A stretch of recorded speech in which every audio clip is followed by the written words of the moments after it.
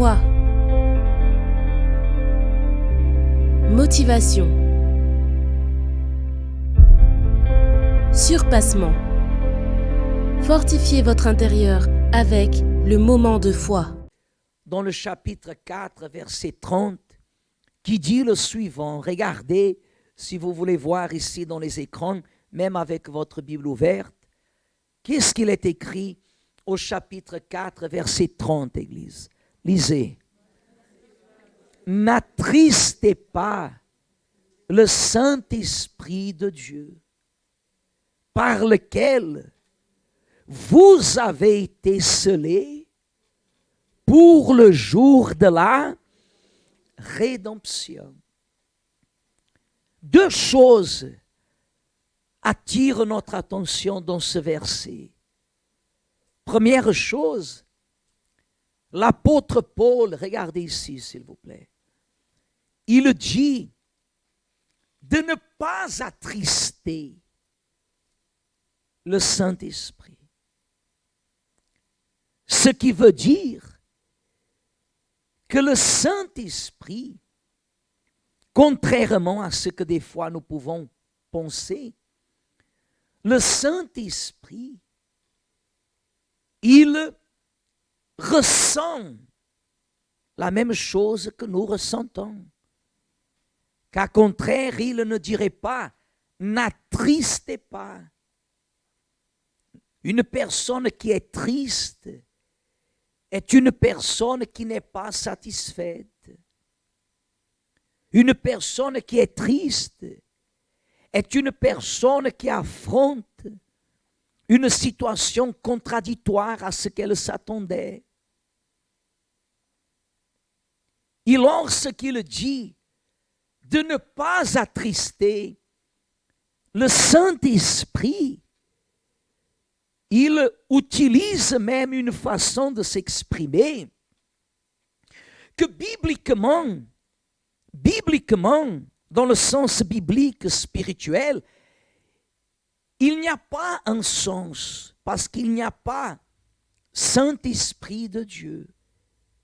Il y a Saint-Esprit. Le diable, souvent, il se fait passer par le Saint-Esprit.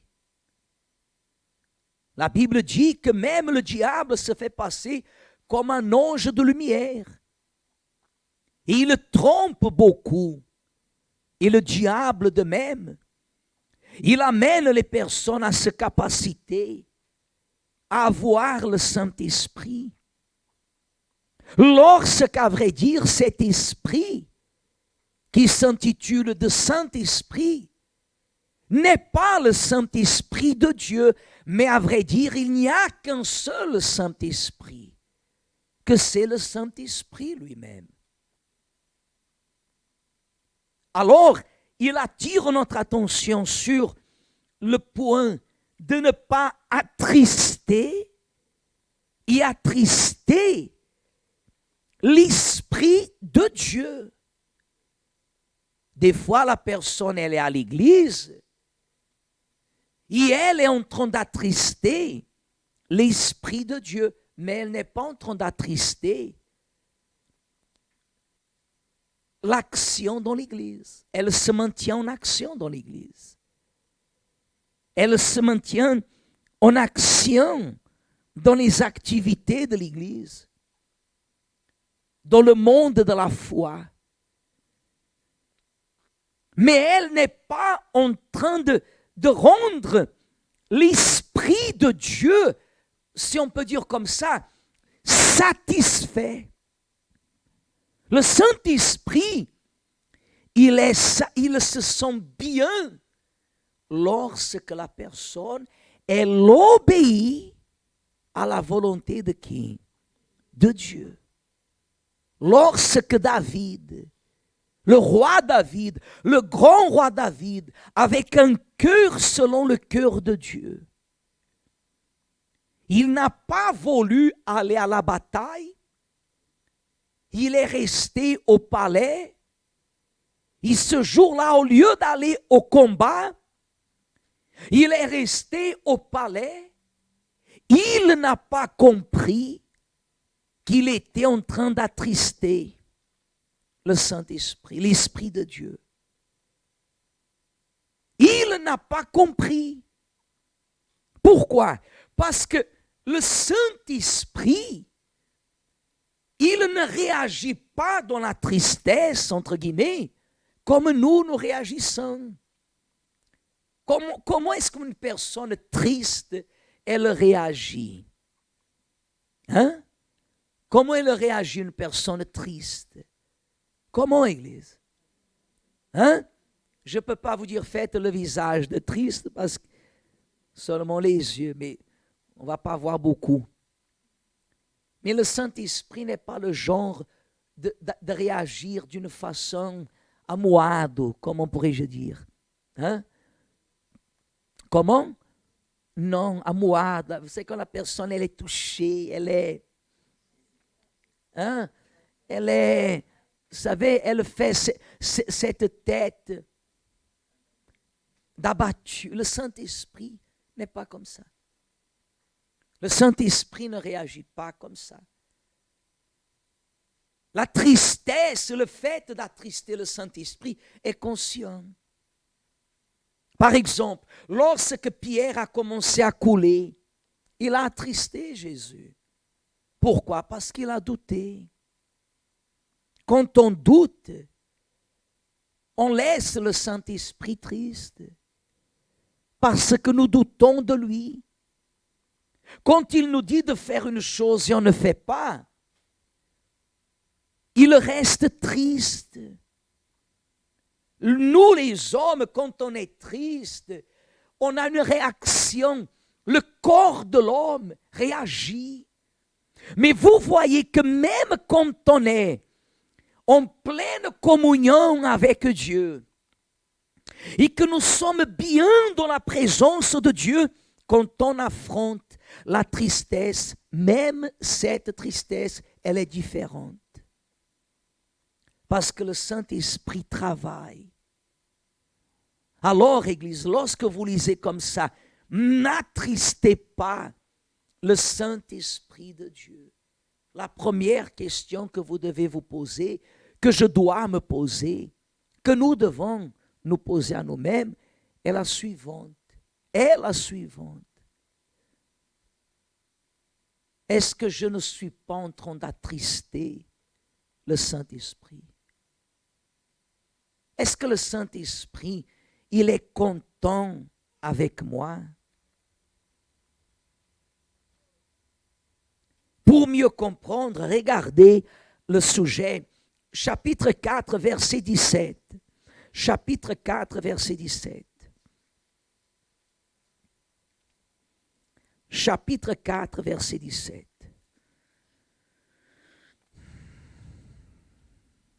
Vous avez trouvé? Qu'est-ce qu'il est écrit?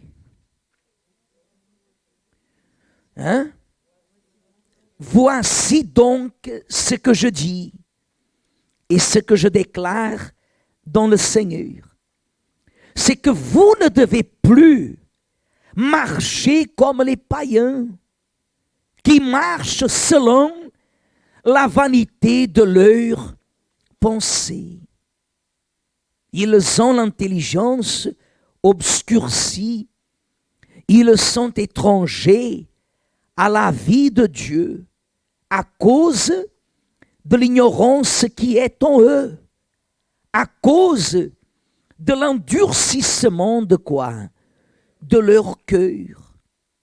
Ayant perdu tout sentiment, ils se sont livrés à la dissolution pour commettre toute espèce d'impureté jointe à la cupidité. Mais vous, ce n'est pas ainsi que vous avez appris Christ. Si du moins vous l'avez entendu, et si, conformément à la vérité qui est en Jésus, c'est en lui que vous avez été instruits à vous dépouiller. Eu égard à votre vie passée, du vieil homme qui se corrompt par les convoitises trompeuses, à être renouvelé, il dit, dans l'esprit de votre intelligence et à revêtir l'homme nouveau, créé selon Dieu, dans une justice et une sainteté que produit la quoi? Voyez, Église, notre façon.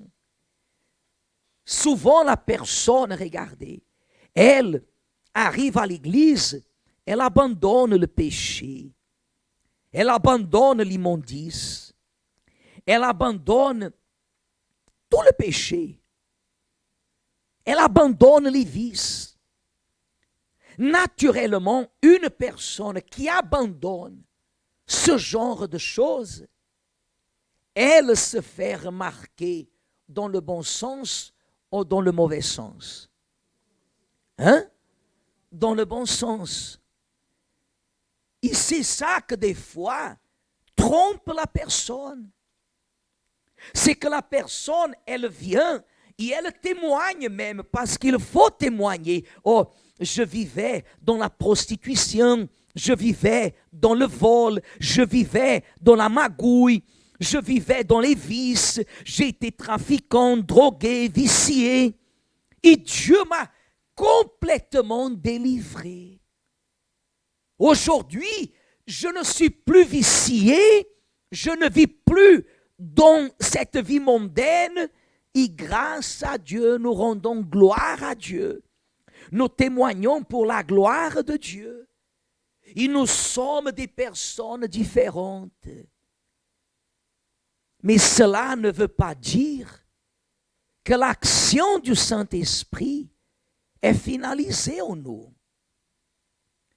Comment vous voyez l'action du Saint-Esprit dans la vie d'une telle personne? Combien de personnes j'ai vues comme ça? Être délivrées de la drogue, être délivrées de la vie mondaine, des choses qu'on a entendues, des trafiquants, des prostituées vraiment qui vivaient dans la prostitution, qui gagnaient leur vie dans la prostitution et que Dieu les a délivrés. Mais qui au bout d'un certain moment à l'église, ils sont retombés dans le même piège. Pourquoi? Parce que ils se sont libérés, débarrassés de ces impuretés. Et ils sont restés là. Lorsque la Bible dit, et nous avons lu ici dans le verset 24, au 23, il dit à être renouvelé dans l'esprit de votre intelligence. Et qu'est-ce qu'il dit au 24? Et à revêtir l'homme nouveau, créé selon Dieu, dans une justice et une sainteté que produit la quoi? Qu'est-ce qui produit la vérité en nous? Qu'est-ce qui produit la vérité en nous? C'est la sainteté. C'est la sainteté. Nous venons de lire ici, dans une justice et la justice, c'est la pratique de l'obéissance. Et la sainteté, c'est le sacrifice que nous faisons jour après jour. Parce que parmi l'Église, écoutez ce que je vais vous dire, écoutez bien, parce que cela, je vous parle maintenant. On n'a pas ni même eu ce message à parler à 18h et je ne sais pas dans la journée. Mais sans aucun doute, on a dans l'Église un peuple qui sacrifie. On a dans l'Église un peuple de sacrifice. Nous reconnaissons que le peuple, par exemple, que nous avons dans l'Église est un peuple de sacrifice. Mais des fois, ils ne mettent pas la même force en ce qui concerne la pratique de la justice. Ils gardent des habitudes, ils gardent des traditions, des hommes. Ils ne s'investissent pas dans la sainteté. Ils ne s'éloignent pas de ce qui est mauvais. Nous vivons dans un monde où la sainteté n'est pas bienvenue. La sainteté n'est pas bienvenue. Bienvenue n'est pas bienvenue. Vivre une vie en sainteté n'est pas bienvenu. Aujourd'hui, nous vivons dans un monde où la personne doit extérioriser au maximum. Elle doit manifester au maximum dans le monde ce qui interpelle les œuvres de la chair. Les œuvres de la chair. D'ailleurs, hier même, dans le projet Rahab, l'épouse, elle parlait à ce sujet où si la femme ne se valorise pas, elle expose son corps. Et vous savez ce qui est exposer son corps. Parce qu'une femme de Dieu, elle doit s'habiller bien ou mauvais. Hein? Très bien. Mais une chose, c'est s'habiller bien. Une autre chose, c'est exposer son corps par des habits. Vous savez ce que je veux dire par là? Oui ou non? C'est un sujet tabou au milieu des églises. Parce qu'on considère que ce qui est, comme on souvent dit, ce qui est bon, ce qui est bien, il faut le montrer. Il faut que vous ayez une retenue, les hommes et les femmes. Les hommes et les femmes. Parce que ce n'est pas seulement aujourd'hui les femmes qui s'habillent pour montrer à l'extérieur ce qu'elles ont, à l'intérieur, les hommes également.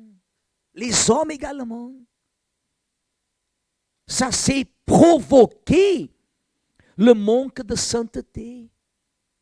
Quand la personne, elle cherche à plaire au Saint-Esprit, elle ne cherche pas à exposer au monde, à l'extérieur, ce qui est son corps. Le corps de mon épouse appartient à Dieu. Et une fois marié avec elle, son corps est à moi et mon corps est à elle. Mais ce n'est pas pour qu'elle attire l'attention des uns et des autres. Mais dans tous les cas, pour qu'il n'y ait pas d'amalgame, la femme de Dieu, elle doit toujours bien s'habiller. L'homme de Dieu doit être toujours comment? Bien habillé, chacun dans ses conditions. Vrai ou faux? Mais la sainteté, c'est le seul unique moyen qui nous connecte à qui? À Dieu. La sainteté, c'est ce qui nous amène à témoigner la vérité que nous recevons. Et beaucoup de fois, le Saint-Esprit, il est triste. Le Saint-Esprit, il est triste avec le manque de sainteté de la personne. Le manque de sainteté que la personne témoigne dans son comportement. Car Dieu, il est saint. Et si nous voulons le Saint-Esprit, nous devons choisir le chemin de la quoi? De la sainteté. Que c'est le chemin propre, que c'est le chemin bon, qui est le bon chemin. Le chemin de la sainteté, ce n'est pas le chemin d'une doctrine religieuse. Non, Église. Le chemin de la sainteté, c'est de savoir obéir à la parole de Dieu, de mettre en pratique ce qui est la volonté de Dieu, mais pas ce qui est de ma pensée. Comme il dit ici au verset 17, lorsqu'il dit, voici donc ce que je dis et ce que je déclare dans le Seigneur, c'est que vous ne devez plus marcher comme les païens qui marchent selon la vanité de leur pensée. Ne soyez pas une personne avec votre pensée personnelle, Église. Vous constatez par exemple que nous, dans l'Église, la pensée, quand on vous annonce la parole, ma pensée ne m'est pas individuelle. C'est la pensée biblique. Si maintenant je passe le micro au pasteur, il va continuer à prêcher dans la même pensée, parce que c'est la pensée biblique, ce n'est pas la pensée de l'Église. C'est la pensée de Dieu. C'est la pensée qui nous amène à vivre dans la vérité et la vérité qui nous amène à la sainte. Hein? Regardez ce qu'il dit au verset 25. C'est pourquoi renoncez au mensonge et que chacun de vous parle selon la vérité à son prochain, car nous sommes membres les uns des autres. Si vous vous mettez en colère, ce n'est pas que je dois me mettre en colère, mais il y a des situations que des fois nous laissent comment? Hein? En colère. Il y a ou il n'y a pas? Il y a, bien sûr qu'il y a des situations qui nous laissent en colère. Ce n'est pas qu'on doit se mettre. Moi, je n'aime pas du tout me mettre en colère. Mais des fois, quand il faut lutter en faveur de quelque chose qui est la vérité, on est en colère. Il dit, si vous vous mettez en colère, ne péchez point. Ah, évêque, vous savez, j'ai dit des choses que je n'aurais pas dû dire. Non, non.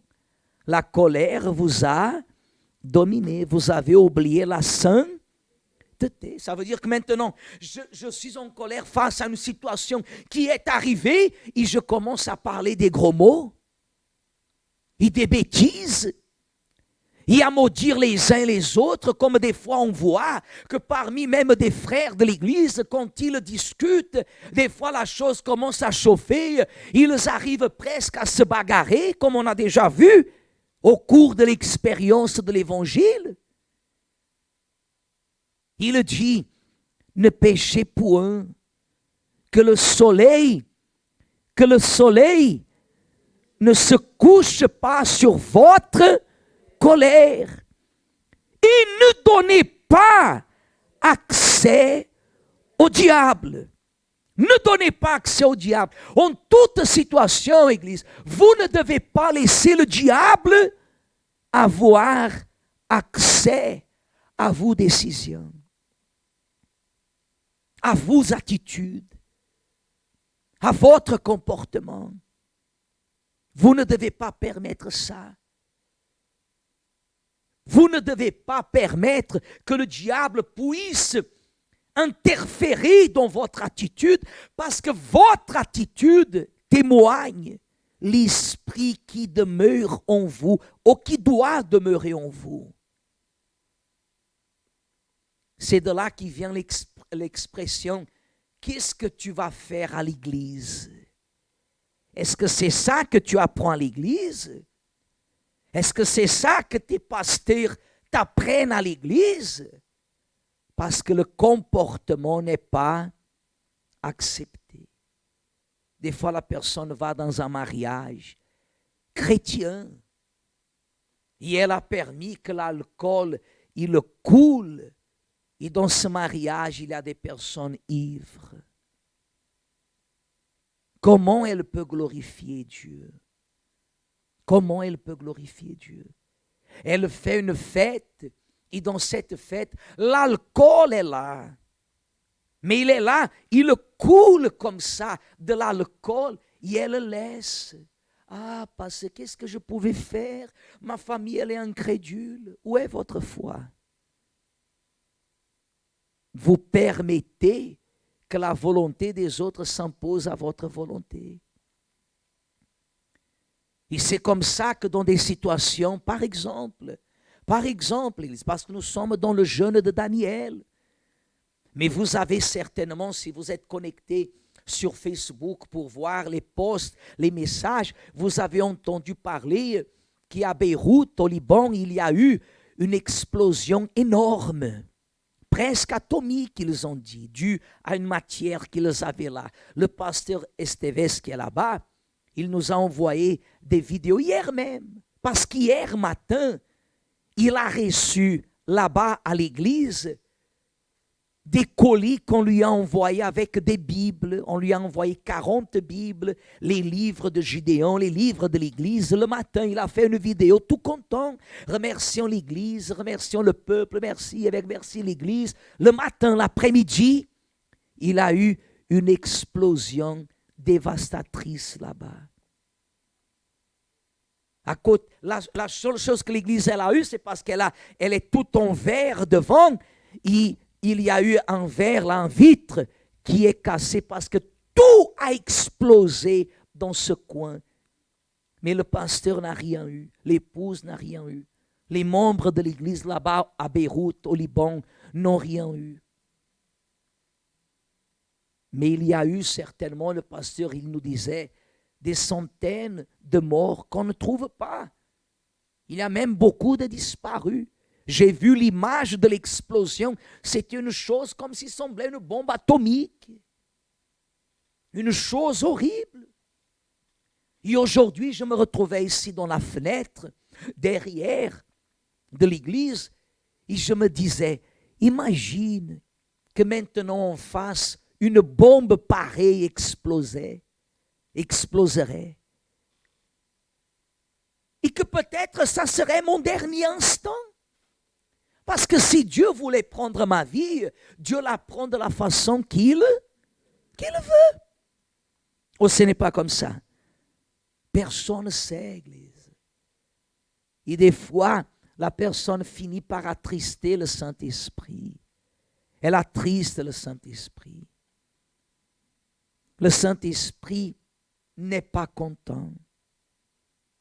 À cause de ce que nous venons de lire, il dit au verset 28, que celui qui dérobait ne dérobe plus, mais plutôt qu'il travaille en faisant de ses mains ce qui est bien, pour avoir de quoi donner à celui qui est dans le besoin. Qu'il ne sorte de votre bouche aucune parole mauvaise, mais s'il y a lieu, quelques bonnes paroles qui servent à l'édification et communiquent une grâce à ceux qui l'entendent. Verset 30, lisez. N'attristez pas le Saint-Esprit de Dieu par lequel vous avez été scellés pour le jour de la rédemption. Vous savez, Église, il n'y a rien de plus précieux. Aujourd'hui, pour voyager dans certains pays, vous ne pouvez pas voyager sans avoir fait le test du coronavirus. Moi, je n'aime pas ce titre Covid. Ça devient presque comme un, je ne sais pas quoi. Mais c'est vrai, c'est le Covid. Vous ne faites pas le test, vous ne pouvez pas voyager. C'est vrai ou c'est pas vrai? Il y a des pays que vous n'entrez pas. Vous ne partez pas si vous n'avez pas fait le test. Ici, dans le test, est marqué que vous avez le coronavirus. Vous ne pouvez pas voyager. Faites un test, Église. Faites un test. Parce que quand on commet une erreur et quelqu'un vient et dit comme ça, vous avez commis une erreur. Et vous êtes face aux évidences, vous ne pouvez pas ni aller à droite ni à gauche parce que les évidences sont là. J'ai commis vraiment une erreur, je suis obligé à accepter. Mais là, personne n'est en train de vous accuser, personne ne nous accuse. À peine une advertence, n'attristez pas le Saint-Esprit de Dieu par lequel vous avez été, il ne dit pas par lequel vous serez scellés. Ce qui prouve d'une façon comme ça très claire que la personne qui ne reçoit pas le Saint-Esprit est la personne qui ne croit pas. Parce que la personne qui croit le reçoit. La personne qui croit est celle qui obéit. Et si j'obéis à la parole de Dieu, et Dieu m'a guéri, Dieu m'a délivré, si je crois également que ma vie est à lui, je crois qu'il me donne son esprit, je ne ressens rien du tout. C'est vrai qu'avec la communion qui existe, c'est vrai qu'avec la communion, l'approche, l'enveloppement, avec cette union, au fur et à mesure qu'on s'enveloppe, nous évitons d'utiliser le mot sentir, pour que personne ne viennent pas à se tromper dans les émotions. Mais c'est vrai qu'avec le temps que vous vous enveloppez avec le Saint-Esprit, vous finissez par vous apercevoir la présence de Dieu, la consolation qu'il apporte, qui n'est pas une sensation, mais qui est une conviction. Amen. Vous comprenez? Oui ou non? Oui ou non, Église? Par exemple, je suis ici. Je suis ici. Moi, je ne sais pas si vous m'aimez. Moi, je ne sais pas si vous... Non, je parle moi, regardez. Moi, je ne sais pas si vous m'aimez. Si je demande qui m'aime, tout le monde va lever la main. C'est vrai ou c'est pas vrai? Moi, je ne sais pas si vous m'aimez. Ici, je vous dis comme ça, et je ne veux pas savoir. Pourquoi? Parce que d'abord, je sais que Dieu, il m'aime. Ici, dedans, ça fait comme une satisfaction. L'amour de Dieu, il est énorme. Vous comprenez? Et par exemple, moi, je sais que je suis ici et que mon épouse qui est là, elle m'aime. Moi, je sais qu'elle m'aime, mais je ne sens rien. Et elle ne m'a pas cligné l'œil. Elle ne m'a pas envoyé un bisou. Elle ne m'a pas envoyé un message, mais je sais qu'elle m'aime. Je sais comment je sens quelque chose. Non, je ne sens rien. Mais parce que je sais qu'elle m'aime, ici dedans, il y a une confirmation. Amen. La même chose, c'est le Saint-Esprit. Quand la personne, elle sait que le Saint-Esprit vient sur elle, elle a une confirmation, une assurance, une conviction. Elle a une conviction pleine. Pas ce genre de conviction, genre le climat, qui aujourd'hui elle croit, demain elle ne croit pas. Non, Église, la parole de Dieu ne faillit pas. La parole de Dieu n'est pas la météo de nos jours que vous regardez dans le téléphone. Ils disent que demain va pleuvoir. Ils disent d'ici 3-4 heures, ce n'est plus demain, c'est après-demain.